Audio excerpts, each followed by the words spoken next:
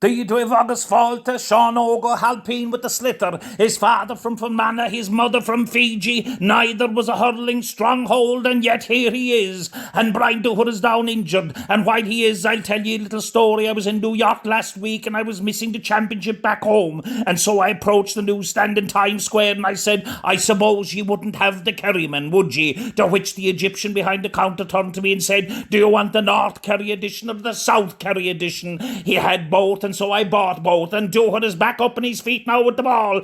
Anthony Lynch, the Cork cornerback, I often said it, he'd be the last man to let you down. His people, they were all undertakers. Colin Cochrane in the 45-yard line, let's go with the right boot. It's over the bar. This man shouldn't be playing football. He's made an almost Lazarus-like recovery from a heart condition that would knock a horse. Lazarus was a great man, but he couldn't kick points like Colin Cochrane. The stopwatch has stopped, and we look around the field. It's up to God and the referee now, and the referee's Pat Horton. God is God and Pat Horton is Pat Horton, and no one knows the outcome of the game. It's all over.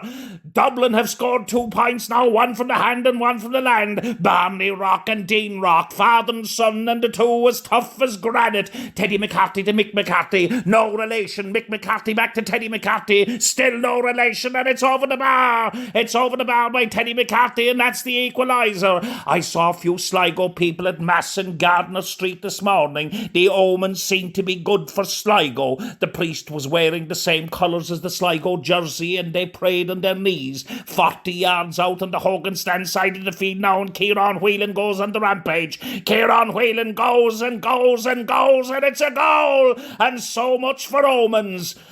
He grabs the sliotar, he's on the 50, he's on the 40, he's on the 30, he's on the ground.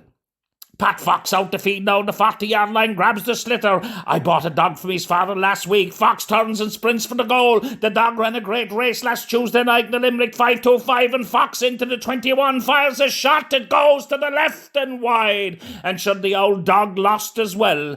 He kicks the ball, couldn't have been a goal, it could have been a point, but it went badly wide. I see John O'Donnell now dispensing water on the sideline. Tipperary, sponsored by a water company. Cork, sponsored by a tea company. I wonder will they meet later in the afternoon and have some high tea. In the first half they played with the wind, in the second half they played with the ball. 1-5 to 0-8, and well, from Lapland to Antarctica, that's level scores in any man's language. Pat Fox has it on his hurl and is motoring well now, but here comes Joe Rabbit hot in his tail. I've seen it all. A rabbit chasing a fox around Croke Park. Stephen Byrne with the puck out for Offaly. Stephen, 1 of 12, and all but that one are here today, and that one missing is Mary. Mary is at home, of course, minding the house, and why wouldn't she? And the ball is dropping. Teddy looks around at the ball is looking at Teddy. Teddy makes the shot, and Teddy gets it over the bar. A lovely score there for Teddy.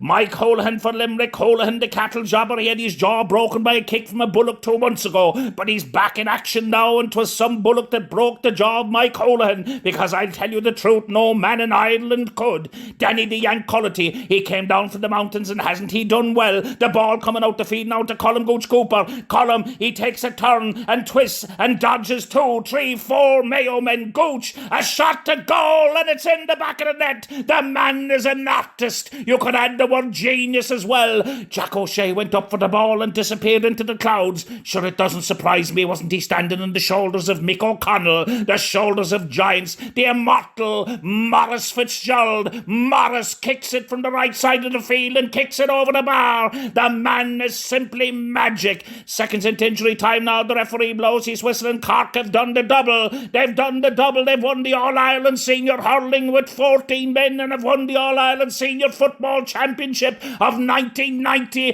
and Teddy McCarthy's a man set apart and will never be allowed to pay for a drink in the rebel county for the rest of his life. Oh, Teddy, you've brought it home in the double.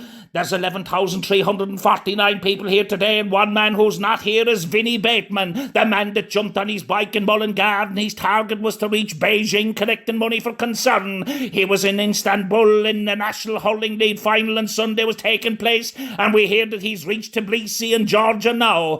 Slán agus Bannock Day.